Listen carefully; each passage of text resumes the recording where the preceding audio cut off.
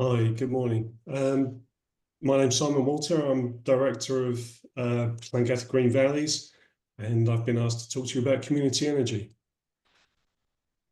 And so this is a kind of brief history of where we've been, where we've come from, stuff we've done. We're most widely known for the 5 micro hydro schemes that we've installed in kind of South Wales area. I won't bore you with all the other details, but we did a lot of light bulbs in the early days. But what we're looking at currently, community energy, it started with an idea for developing a medium to large scale renewable installation in Llangattock. And after some discussions with the local councils, which we were having ongoing meetings with, we decided to expand the idea to the Crickhowell and Five Councils area. And this was chosen mainly because that area is serviced by one primary substation. And so it kind of made sense that we could build out from that area. And instead of reinventing the wheel in each small community, if we could bring one project together, then we could do the whole area rather than just individual villages. We didn't have a plan as such, but we knew we wanted to start with community engagement. We wanted to talk to people and get their opinions. So we decided we start by holding events within 5 communities. To do this, we needed funding. Yeah, we needed some money to kind of get us going and get hall hire and printing materials, and yeah, so we were lucky enough to get some money through PAVO and from the Sustainable Development Fund through the National Park. And from that, we had to create a name. We had to discover who we were going to call ourselves. We were already Llangata Green Valleys, a constituted group, but this project needed its own identity because the thinking behind it was that it would evolve into its own entity at some point. We're not quite at that stage, but that's kind of going to be within the next few months. It will become its own beast, as it were. And consulting with the 5 communities, we identified the desire for the project, cherished places, which was very important because we're in a national park. We wanted to identify those areas that the communities didn't want to see any renewable energy projects. So no wind farms, no solar farms on certain areas. We also asked the community for potential locations for renewables. And we were very lucky to get a number of landowners to offer their land to us. They just appeared. People just kind of came out of the woodwork and said, oh, you could use this field, you could use these fields. I've got 10 acres here, I've got this land here. So we've got a list of people and places.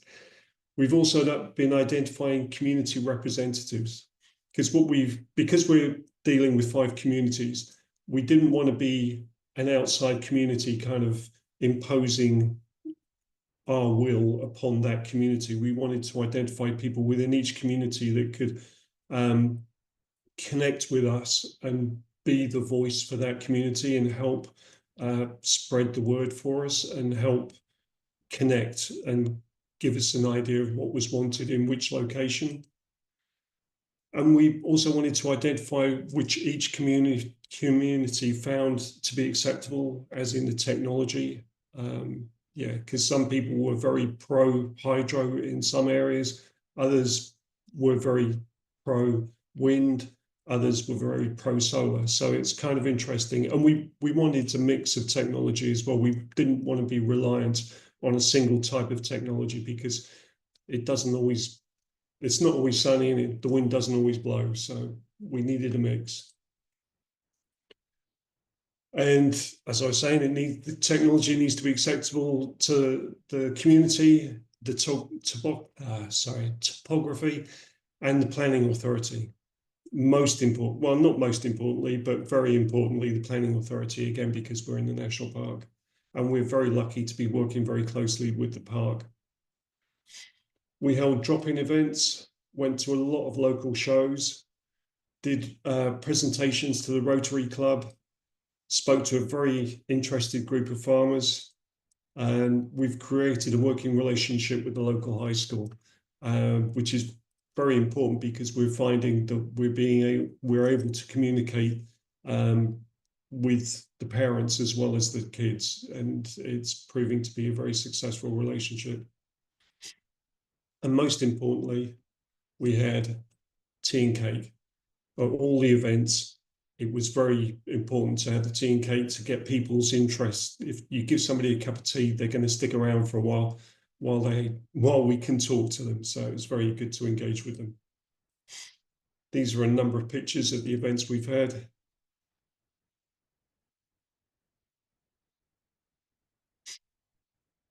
And at each event, we had maps so that people could identify, as I was saying, different locations for where technology might be found to be acceptable. The pink ones, so you got 21 and 17, they were cherished places, so where people didn't want to see any solar or any other renewable technology. And all the other yellow ones are where people thought, oh, it'd be great to put, 74 there is the Crickell High School, 73 is the primary school, 72 is somebody's house, but we're not doing kind of house-sized renewables. We need to do bigger because we want to supply the whole area with renewable energy. We also did post-it notes, and so people could explain the reasoning for why they put a sticker in a particular place. And that was very informative as well. And some people gave us their contact details so that we could contact them, because they had land or because they knew of somebody who had land who might be interested. So it's a real interesting mix of people that kind of got involved. We brought all the information together. So this is the kind of the 5 councils area that it covers.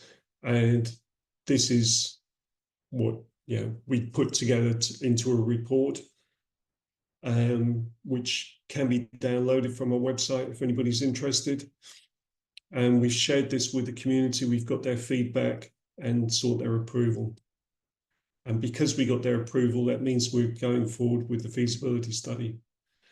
We also created a community oversight group. So from the events, we set up a volunteer advisory group, and there are connections to the 5 communities. From them, we're building our project team, identifying individuals who have skills, experience, and/or enthusiasm to take the scheme forward. And I've kind of found that enthusiasm is probably more important than skills or experience, because if people are willing to learn and they bring an enthusiasm to what we're doing, it's much more important than somebody who can't be bothered to get involved. And they may be very qualified, but if they're not going to turn up and do the time, then it's not worth it. So where we are, we've identified a number of potential sites and spoken to the landowners. We've commissioned a feasibility study from Aniteg. They're going to be coming to us on Tuesday next week. So that's kind of, well, it's very exciting for me anyway, but yeah.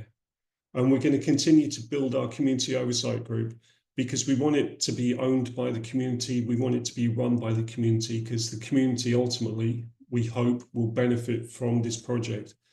All the money that gets generated, well, probably not all the money, there will be operating costs, but all the profit that we can will be going back into the community for other projects. We'll continue to revisit the 5 communities and update them on our progress. Get ready for the work that will need to be done when we've received the report on the feasibility study. So some of the lessons that we've learned, most importantly, talk to people and listen to people. People tell you all kinds of things, and it's so important. It is so important to talk to people.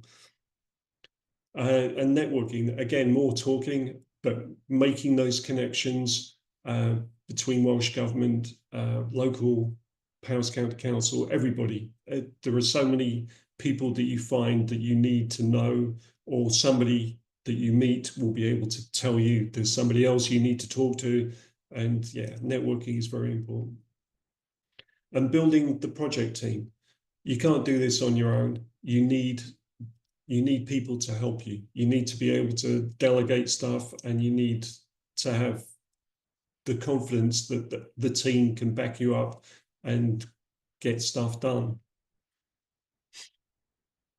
So renewable energy, community owned, generated, stored and used locally. And if anybody wants to contact me, that's my email address. And below is an image of a very high level kind of overall plan of what we're trying to do and the things that we're trying to make happen and get involved. So thank you very much. I know it was a bit shorter than the 15 minutes, but I'm sure there'll be questions. Thank you very much, Simon. Thank you. Just a moment to well, it's a very good 10 minutes.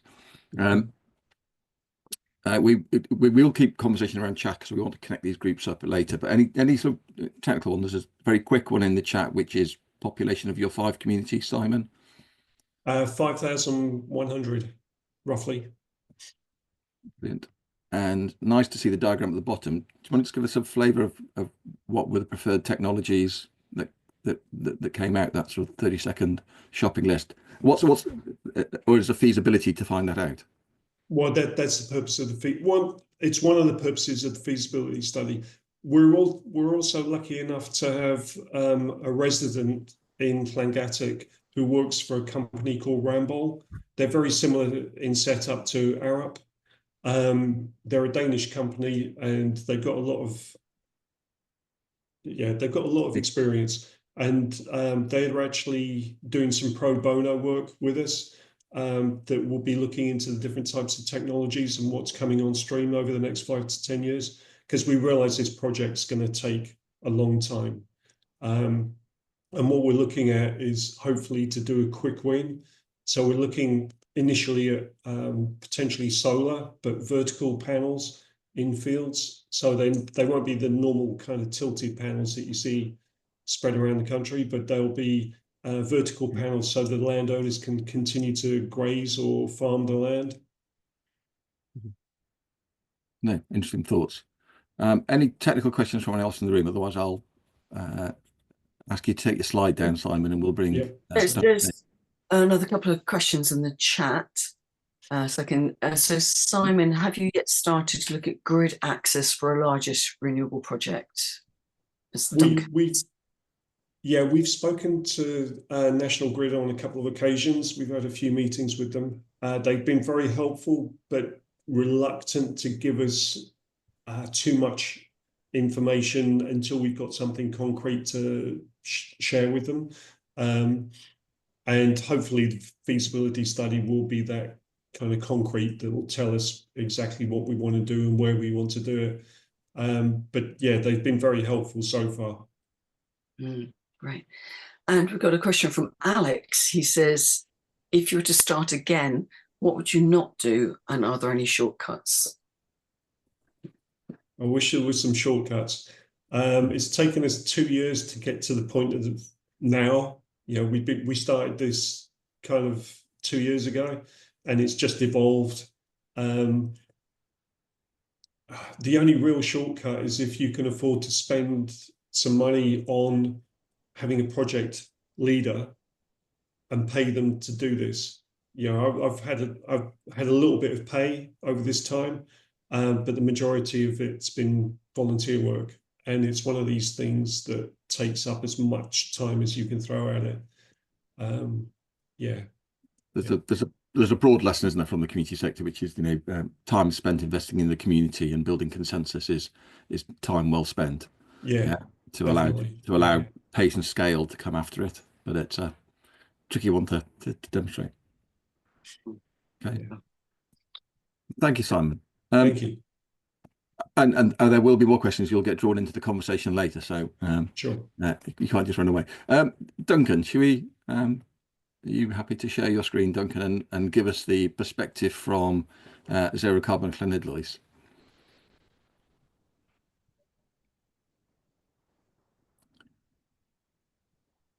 You're still muted, Duncan. I'll give you that heads up as you get the screen ready.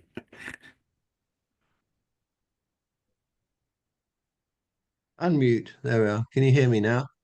Beautifully. Right. Beautifully. Okay. I'd say that this presentation was put together by our project manager, Richie Higgs, who wasn't able to be here today. So it probably won't coordinate very much with what I'm saying, but it'll be a pointer. Duncan, can you put full screen? We've got your whole screen at the moment. Can you make the presentation itself bigger to put it whole screen? Oh, I see. Can't remember how I do that. How did I do that? You did it earlier. Yeah. So top right of your screen, there's that double arrow just below where it says update in green. Oh, there. That one. Right. Okay. Marvelous. Brilliant. Yeah. Okay. So, Clinidlois Futures project set up in 2022 as a project of zero carbon clinidlois, which itself was set up in 2020, just before lockdown. In spite of lockdown, we managed zero carbon clinidlois managed to start with a funded project called the Haymeadows Project, which is still going. And since that time, we've set up a library of things, one of the 3 in Powys, I understand. We have a regular Don't Bin It, Fix It session. We have a Swift project and a number of other things sort of in the making. We applied for a grant from the National Lottery Fund in 2022, and surprisingly, we got £10,000 to get us started. With that money, we were able to employ 2 part-time, what we call solar champions, for 6 months. Incidentally, we had great difficulty finding people to fill these posts. We advertised through the things like the Green Jobs website and other print media and so on. Got lots of applications, a large number from people living in Southeast Asia and the Indian subcontinent, who obviously it's impossible to do anything with. We certainly weren't able to sponsor an overseas candidate. And in the end, the people we employed were local people who just heard of the project by word of mouth. Anyway, the initial aims of the project were promoting solar energy, domestic, so rooftop. And over the 6 months, we managed to get about 50 applicants, 50 people interested, and by the end of the project, about 20 of these had solar installed with our advice initially, and then we referred people to a list of local MCS approved installers. Then we started looking at non-domestic sites with the help of the Big Solar Co-op, who we'll be hearing from later. We found about 4 sites. The only one on which we were able to develop a reasonable plan was the Clinidlois schools, the high school and the primary school. But since then, nothing has happened because Powys Council has been delaying on deciding how to manage schools with retrofit and whether to install solar. So that's sort of in abeyance at the moment. We held one public event at the Llanidloes Community Centre where we had about 40 stalls of local environmental groups and installers and other people. And at the end of the project, at the end of the first 6 months, one of our solar champions produced a report, a very good report, I think, which if anybody's interested, I'm quite happy to email them a copy. Towards the end of the project, towards the end of the 6 months. Oh, hang on, let's just move up a page or two. I forgot about this. Let's have a look.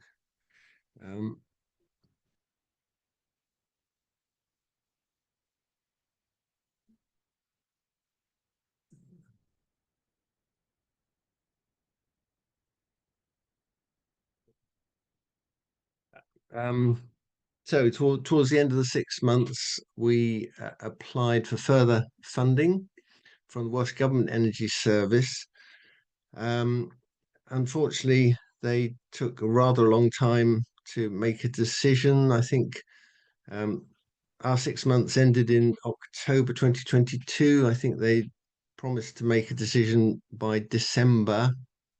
So there would have been a bit of a gap in funding. In fact, they didn't make a decision until May 23, and we weren't able to get started again until September 23. So about a year's gap in which very little happened.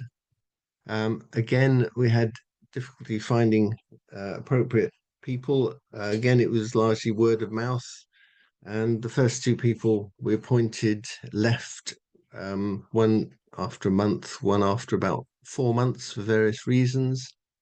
But we've, in May last year, we appointed Richie Higgs as our part-time project manager.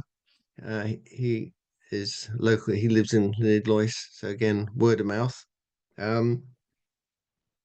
So we've held a number of publicity events over the year at the Llanidloes Carnival, Trevelyan's Show, Real Hay Festival, and the Zero Carbon Llanidloes AGM.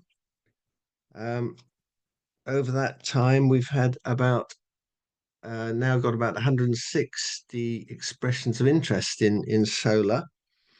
But strangely, very few people have actually installed beyond the original 20 from last year. We're not quite sure why that is. I mean, I think probably finance has got something to do with it, and one of the things we need to look at more is to find ways in which solar energy is cheaper even in the first few years while you're paying off the loan, which at the moment, if you take even a zero interest loan, is likely to cost you more than you would be paying buying grid electricity. If you get over that hump, then you've got another 20 years of free electricity, but a lot of people, I think, worried about doing that, haven't got enough information, and that's down to us to get them more information. The next project, or next part of the project, is setting up an Energy Local scheme. For those of you who haven't heard of Energy Local, it's a way of trading renewable energy. Generators earn a little bit more than they would from selling through a smart export guarantee, and consumers buy their electricity at a cheaper rate. The main problem is that you need a 3-phase generator to start off the scheme. I don't know why you need a 3-phase generator, but you do. And we haven't yet been able to pin one down. But apparently once you've got scheme going, any number of people can join. So the idea would be that everybody with rooftop solar can sell their surplus, mainly in the middle of the summer, I suppose. and local people can benefit from cheaper electricity.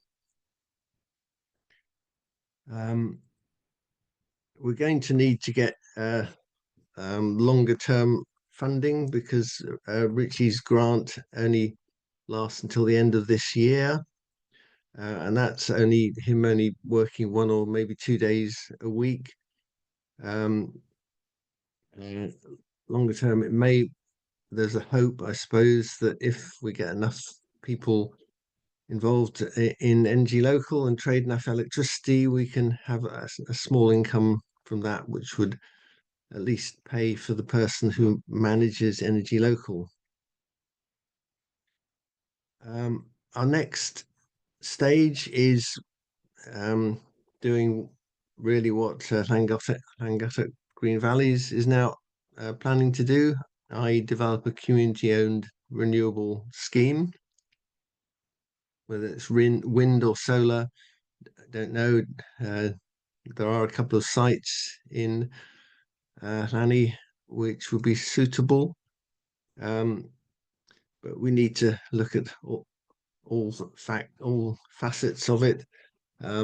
Financing, so starting with a loan and then going on to a community share offer. Help with planning and grid access. Recently, we found that Scottish Power Energy Networks, our district network operator, are very supportive of renewables, as I think Simon has found with the national grid down in Llangattock. But looking at the grid map they produce for the area, all the lines are red, i.e. there's very little capacity, which is strange given that in the village that I live in, Trefeglis, they recently approved a 600 kilowatt scheme. So there must be capacity somewhere. The scheme is still due to go for planning approval. I think it's next week anyway, but as far as grid access is concerned, they have it. That's more or less all I've got to say. Just a few lessons. Finding the right people for the job has been difficult. And we found advertising a waste of time and money. And it came down to serendipity, finding local people who were suitable. I mentioned the lack of follow through of expressions of interest, that the maybe 100 odd people who've expressed an interest over the last year, very few seem to have gone through to completion. But then not everybody's in the position to make a change immediately or commit themselves immediately, and perhaps given time, more people will make the decision.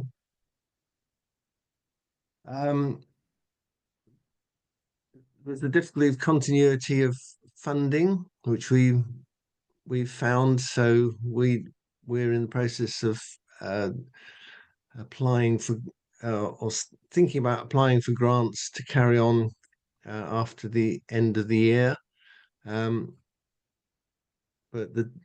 I think one of the difficulties is proving that you've got a track record worth funding. My final thought is that this whole process feels to me like wading through treacle. It's very slow. Anyway, that's it. Thank you very much. And back to thank you, Duncan. The team. Thank you very much, Duncan. It's very much appreciated. And I think there's a note in the chat from Mike at Hay that's I think reinforcing that point about funding, and securing people, and would also endorse the wading through treacle, stop start sense that we have. I've just lost my chat for a minute. I don't think there's anything. There wasn't anything else that came up. There was a question about yes, that copy of that report, please, Duncan. If it's online anywhere, if there's a link to it. Otherwise, I think Huel would ask for a copy of the report if that's possible. Okay. Yeah. I tell you what, I'm not sure, but we can put it on the Planning Futures page of the Zero Carbon website, to which there's a link on the Power Screen Guide. Yeah. That'd be the best way to do it, I think. You can do that. If you can do that and pop the link across to Lisa, we can share it. Okay. Attached into the video. Thanks very much, Duncan. And again, 15 minutes, very nicely done. If I can take the next 15 minutes and bring in John Halley, who was name checked slightly there as Big Solar Co-op in support of what you're up to, Duncan. John, over to you. I think you can do your own introductions as who you are and where you've come from and why you're here. Thank you. Thanks, Adam. Can you hear me? I can hear you well and can see your presentation, yes. Cool, yes. I mean, I think we've been invited in to give a different perspective on community energy, which is what Big Solar Co-op's all about.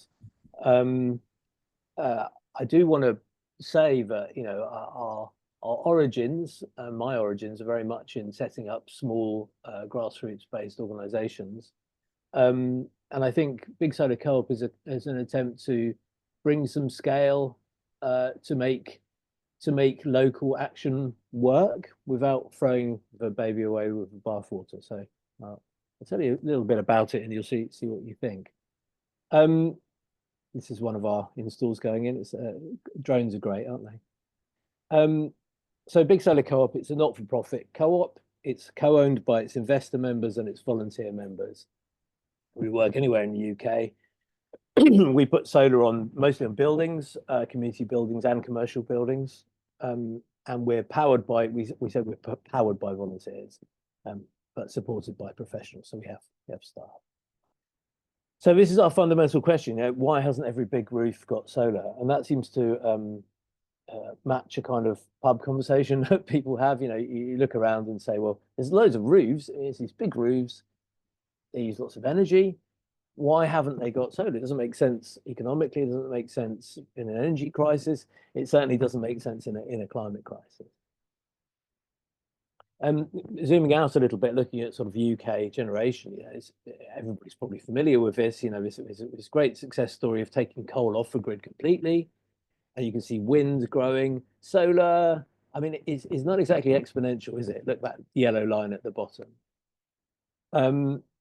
And if you look at the UK government figures for deployment of solar, you can see sort of how that breaks down. So for big stuff, the green line, 5 megawatt, this is solar farms, where all of them, everything goes wrong. Everything goes wonderfully right about 2013 and wonderfully wrong about 2017. And no prizes for that. That's the feed-in tariff coming in and then getting pulled away again.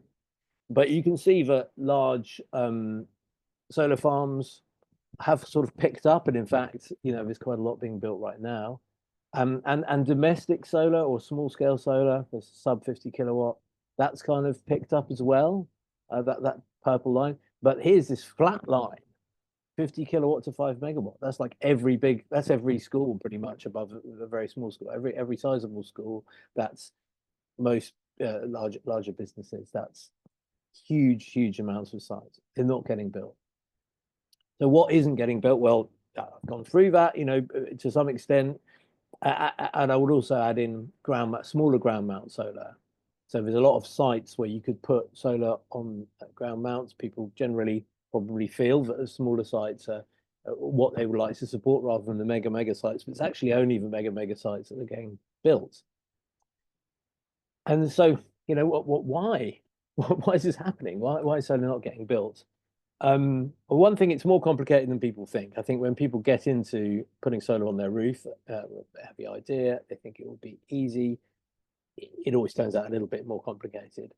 And so when things are complicated, you turn to somebody else to help you, but who to trust? So there's a sense that there are not many people that you can trust, that people who building solar in one way or another either red in tooth and claw commercial bodies, or in some cases, there's a perception that people are sort of out and out cowboys. There are there are operators probably in both those categories out there, but probably not as many as people might think.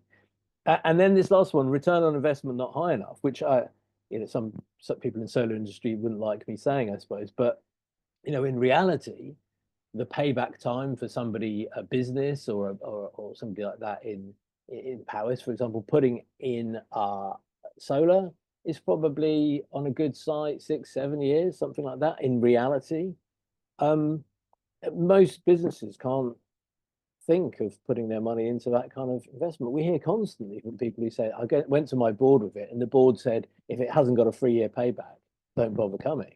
And we've even heard, if it hasn't got an 18-month payback, don't bother coming. This is the reality that a lot of commercial organizations work within. They've got hardly any money, and what they have, they want to invest in their own business, not in something secondary like solar. So, we're trying to deal with those issues. Okay, it's complicated, but we can train up volunteers. We've also got people on staff who can decomplicate, who to trust. So, we're a not-for-profit, and that gets us in a lot of doors, which commercial operators don't get in.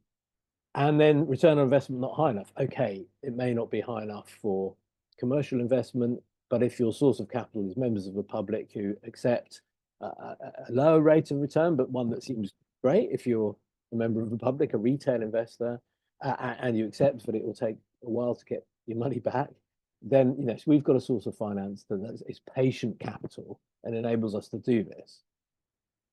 So broadly speaking, you all know the model. We build solar, we put it on other people's buildings, we sell them the solar, any surplus goes to the grid, and they get a 30-year power purchase agreement, which only goes up with inflation, so they get price certainty, and a fair agreement. So we've gone through commercial solar leases and ripped out loads of bits which are completely unfair to landowners. We don't need to have them in there.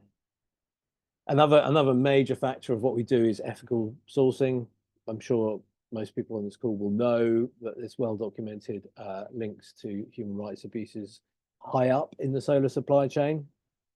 And we've gone and sourced solar panels that don't have that same supply chain. They cost more. And we're one of very few organizations, even within community energy, to go out and proudly say, we pay more for panels that have a clean bill of health when it comes to ethics and low carbon as well. So looking at embodied carbon, you've got 2 solar panels you can buy. One was made with coal power in Xinjiang, one was made with hydropower somewhere else. This one is twice as good as that one in terms of decarbonisation, so choose this one. People aren't thinking about that, and they need to, and we do. So broadly speaking, yes, I might hop through some of these. This is where the income comes, mostly from sales to somebody who has solar panels on their roof that we own, and some from export to the grid, and a little bit through payments you get for generating renewable energy. And most of that goes back into the cost of finance. Most of that goes back into whoever provides us money, which could be loan makers or members of the public buying shares, and in the future bonds as well. That's kind of how it shakes down. These are our sites at the moment. So we're only in our first real year of going, so we're doing all right.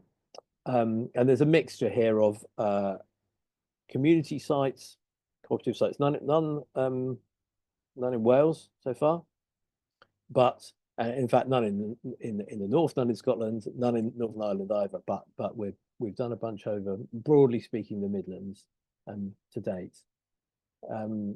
Yeah, so to pick out, things like EcoPack is a agricultural packaging company in the Fens, a huge install, right down to something like Eden Court, which is a doctor's surgery in Castlevale in Birmingham. So that's our kind of range at the moment. Yeah, lots of fun watching more sites come on board for our monitoring software, and also quite a lot of fun looking at how power gets used on site. This is monitoring from Twig stores here, and you can see at the time we took this screenshot, 40 kilowatt of generation, 17 is being used within the business, 24 is coming from the grid, so it's making a significant contribution at this point, and indeed covering all their energy. And you can even see it's during the day. This is interesting. Overnight, they're using grid power. As the sun comes up, sun covers their power usage. People come into work, switch everything on, and suddenly you're back into the grid. But as the sun comes up, it takes up that, and they're fully solar powered for all the yellow bits of this particular day. If you're interested in this, there's some stuff on our website. We've got a live monitor for what we're generating in the day and things like that. So have a look at that on our bigsolar.co website if you're interested. So future sites. So we've got a huge, you can see from this map, a huge number of sites that are under consideration. These are all places we've done designs for.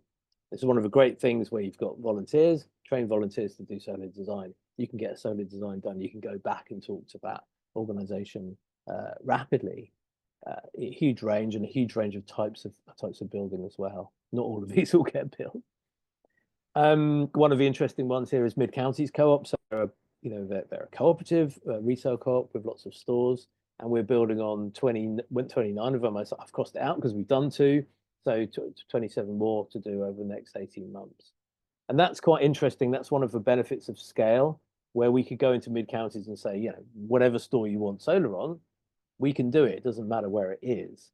And that approach is helping us to unlock quite a few potential sites that a completely local approach wouldn't. This is an interesting one in Bucknell in Shropshire. Our nearest one to Paris, probably. They make roofs, among other things. So they made their own roof, and then we covered it in solar. This has just come online.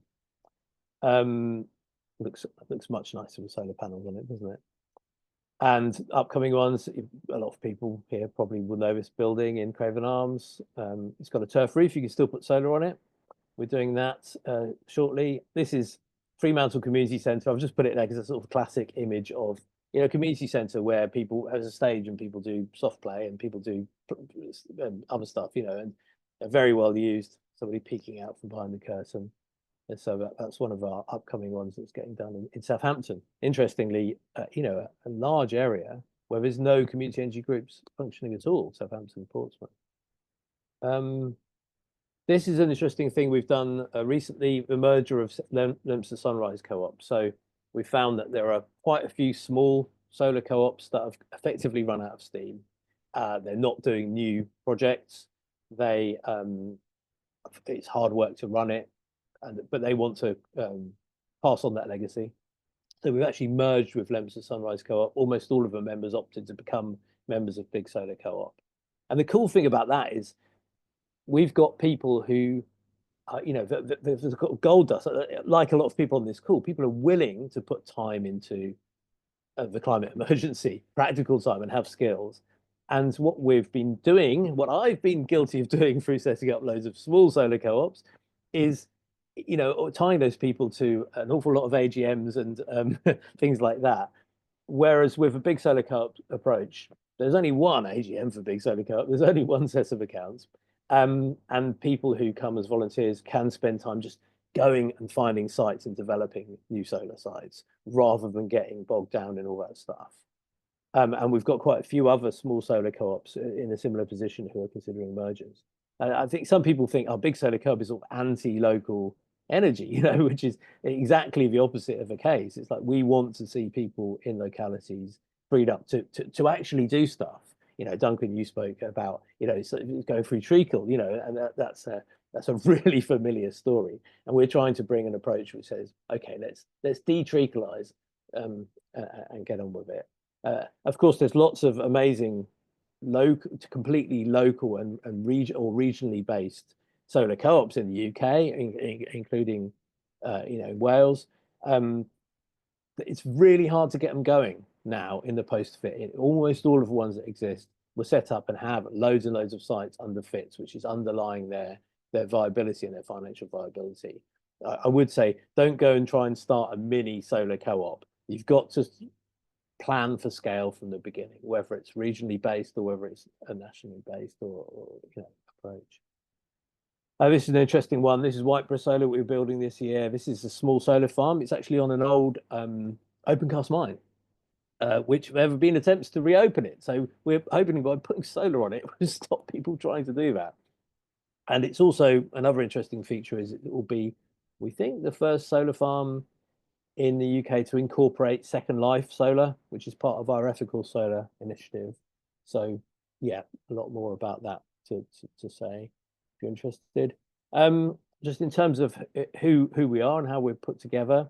So we've got volunteer members all across, over 100, actually it's more like 130 at the moment.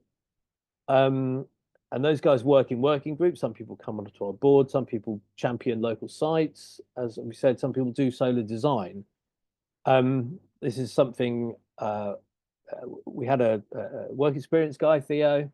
He came to us, he's just having finished his GCSEs, and we decided to sort of put this through the paces and see what he could achieve in a week. So on Monday, he learned to use our solar design software and did a design for his local sports centre. On Tuesday, we refined it. On Wednesday, we did a financial model with him.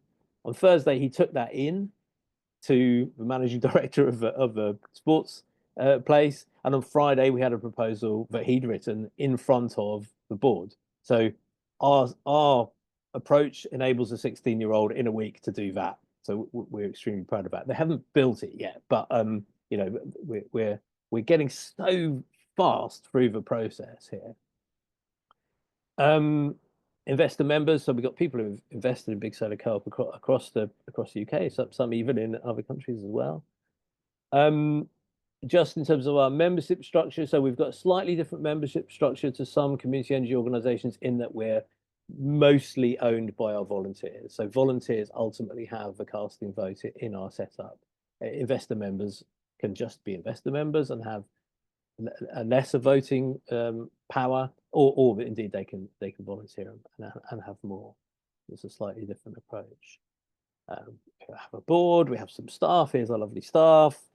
We have loads of partners, so we work with a lot of other organizations to provide legal support, etc., including Share Energy. So Share Energy, which some of you will be aware of, which I co-founded in 2011 and Adam's involved into. And from the beginning, in fact, before me, which has been effectively an incubator of big solar co-op. And we had a bunch of funders. All of these organizations have funded us in startup phase. None of them fund us currently. Most of our money is coming from a share offer, which we have a rolling share offer always going. I think most of you will be aware of what community shares look like, the differences between them and company shares. I think it's important to make this clear to members of the public when you're asking them to support, you know, that effective is a different bottom line. We're here to make solar happen rather than to make money. That share value is not volatile. But returns, there are still returns for members of the public investing, but they're not a share of the profits. We're not a profit sharing organization. They're effectively a compensation for use of capital.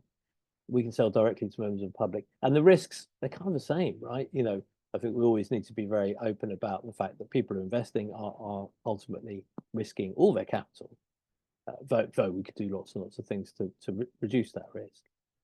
And here, you know, so we've got a share offer going. If you're interested, go to our website, hit buy shares button. We've got a share offer document, and we've set an interest target which is 2% above the base rate. So as an attempt to make it always fair, as the base rate goes up and down, we're 2% above. And if you go to that buy shares page, you can see this little slider. We've done a kind of impact slider. So somebody investing £1,000, for example, can have these impacts. I thought this one's quite interesting. You know, push enough gas generated electricity off the grid, because that's what we're doing with solar, to save about 5% of the average personal carbon footprint. I think that's quite a good bang for buck for a grand invested, and particularly if it's a grand taken out of somewhere else. where it's not doing any of those things. So yeah, that's Big Solar Co-op really really quickly. Yeah, these are our contact details if people have questions, but I'm really super happy to take some now as well. Thank you very much, John. Thank you. I sort of reflect that you know, we often associate communities with communities of place, and it's and what I quite like about what you did with Big Solar Co-op, it's that community of purpose. So you retain the community, yeah, but it's a thematic. Yes. So actually, it's in some ways it's a hyper-local model, because if there are two people, even one person in a place, you know, that eco pack, that 550 kilowatt install came about because a woman in Cambridge, Anne, decided that she would connect up with that place, you know, and so she didn't need to set up a community energy organization to do that. She could just walk in and talk to them and get something happening with this organization, which is the biggest employer in its area, you know, major important part of the community in Chatteris in the Fens. So I think, you know, I think there's there's always a strong local aspect to this as well, even if 100% of the ownership isn't local. You know, that's inherent in our model, but that isn't the case. Yeah, great. And so what I'm going to sort of open up chats, because there are questions in the chat, but actually people are answering them in the chat, and we'll take the next sort of 10 minutes to just take